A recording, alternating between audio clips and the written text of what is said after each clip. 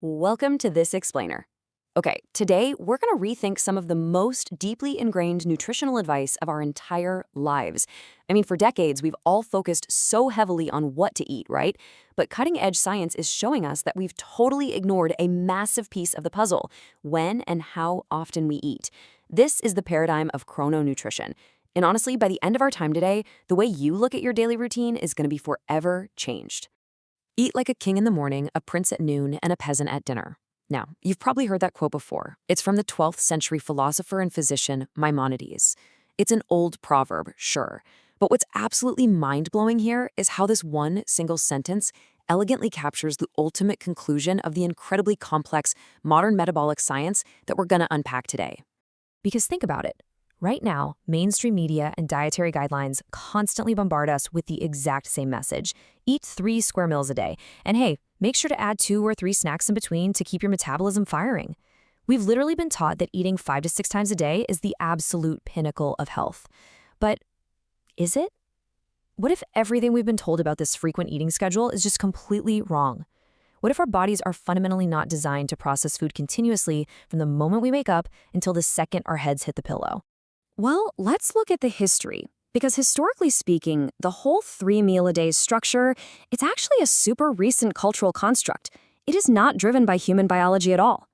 The ancient Romans, for instance, they actually believed eating more than once a day was unhealthy. They consumed just one main frugal meal around 4 p.m., which they called the cona. Later on, in the early medieval era, monks essentially created the concept of breakfast, literally breaking the night's fast after their early morning prayers.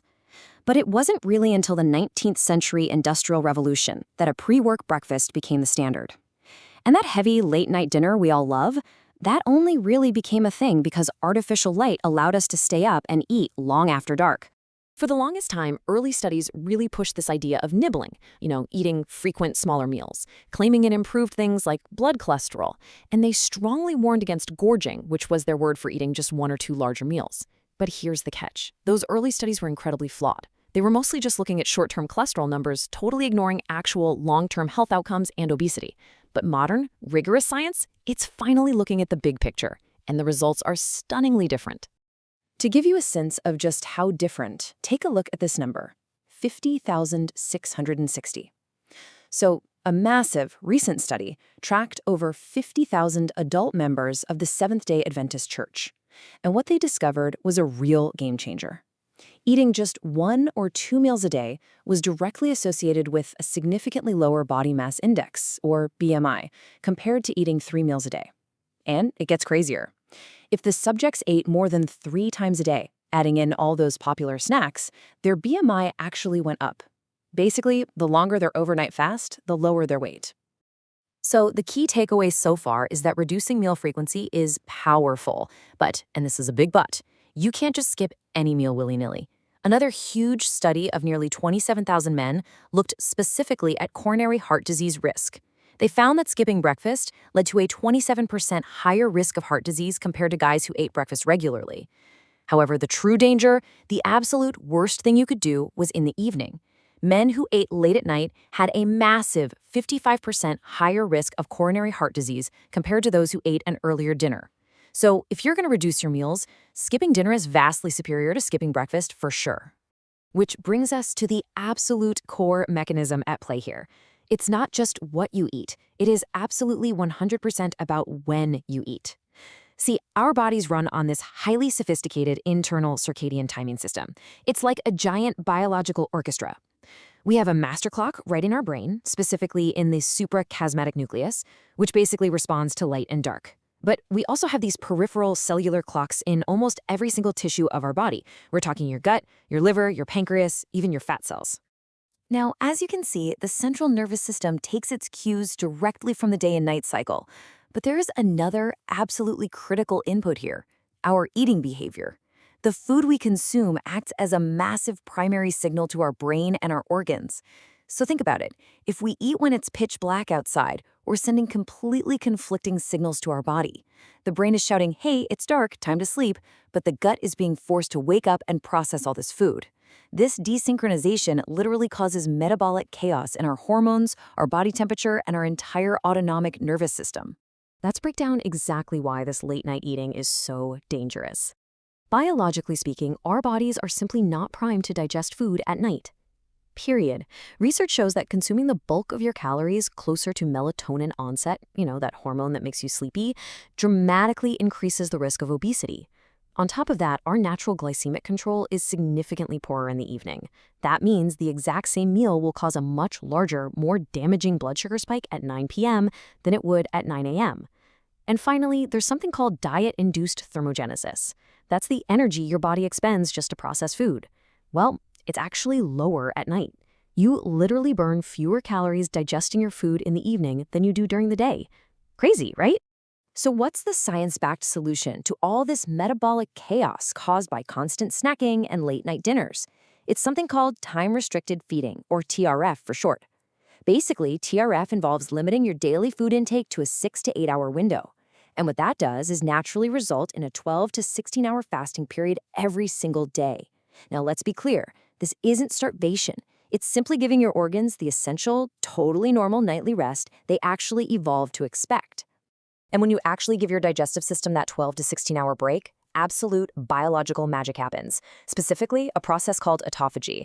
Now let me demystify this fancy term for you. Autophagy literally translates to self-eating. I know, it sounds a little intense, but it's actually an intracellular deep cleaning process that's triggered by fasting. During this fasted state, your cells actively seek out damaged proteins, turn over old organelles, and clear out cellular stress. It is essentially your body's built-in recycling and repair program. But, and this is key, it strictly requires a long pause from food digestion to properly kick into gear. Beyond just cellular repair, that 12 to 16-hour fasting window provides some truly immense cardiovascular benefits. First off, it stimulates the metabolic switch, basically forcing your body to deplete its stored glucose and start burning fat for fuel instead. Second, it enhances parasympathetic activity in your autonomic nervous system, which is a fancy way of saying it actively lowers your resting heart rate and your blood pressure. We also see a massive reduction in dangerous inflammatory markers like TNF-alpha, right alongside a huge surge in adiponectin. And adiponectin is incredibly important. It's a powerful anti-inflammatory hormone that directly protects your heart. But the story doesn't end with our own human cells. Let's shift gears and look at the absolutely fascinating relationship between our meal timing and our gut microbiome. Because it turns out the trillions, yes, literally trillions of bacteria currently living in your digestive tract, they're watching the clock too. The microbiome has its own distinct daily rhythms, and it heavily relies on your daily eating patterns to stay in balance. When we eat late at night, completely out of sync with the sun, we cause circadian misalignment down there. This desynchronization literally alters the actual population of your gut bacteria, leading to a nasty state of imbalance known as dysbiosis. Now, why does this matter for your heart? Well, because a dysbiotic gut converts dietary components into a compound called TMAO, and this compound directly promotes atherosclerosis, which is the hardening of your arteries.